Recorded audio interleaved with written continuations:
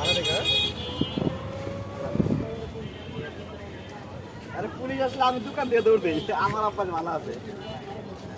যেই বাহিনী আসবে না কেন দোকান দিয়ে দৌড় দিই, আমার দোকান লয়ে থাকবে সমস্যা নেই, আমার না তো নেই লাগে তো।